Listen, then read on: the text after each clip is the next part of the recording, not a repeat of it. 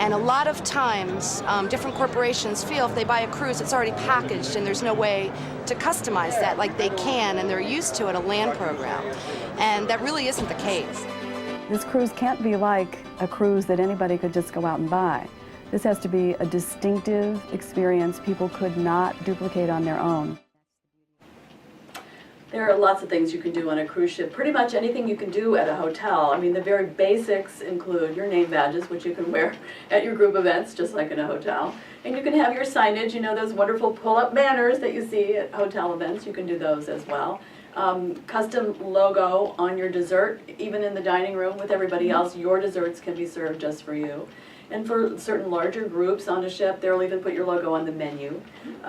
You can have things delivered to the room in a much easier way than a land program because the room stewards are really fabulous at figuring out, you know, besides the towel animals that they do, they can leave your room gifts in there every night. So, you know, it's very much the same things that you do in a hotel that make it really special.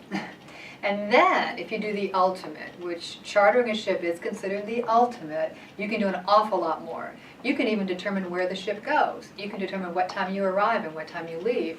You can determine what kind of food you want to have served. So if you want to change all the menus, that's up to you. If you want to have all different wines on the ship during that cruise, that's up to you as well. Or bring on your own products, remember, you know. Yeah, you can bring, if you're going to announce a new product or a product is in your company mix, certainly bring your products on board. We've even had cars that were loaded onto the ship and put on the upper deck or put inside of or a motorcycle that were brought on board the ship as well. So you can bring on any number of things. Chartering a ship, it's your vessel, it's your day, and you can do whatever you want. And the whole crew on board loves charters, by the way, because it breaks up their normal routine, and they like to really show what they can do. So they're all there just to serve you, and of course the ratio of service people on a cruise ship is much higher, particularly on the high-end ships. You know, the high-end ships, the ratio of service, you can even have your own private butler. That is really, really nice. You know, high-end incentive programs really enjoy chartering, and these ships have 100 rooms, 200 rooms, maybe 50 couples. Lots of choices for groups of that size to do a really, really... And you know what we didn't touch on? So we didn't touch on the food itself. So let's just say that somebody has a special diet.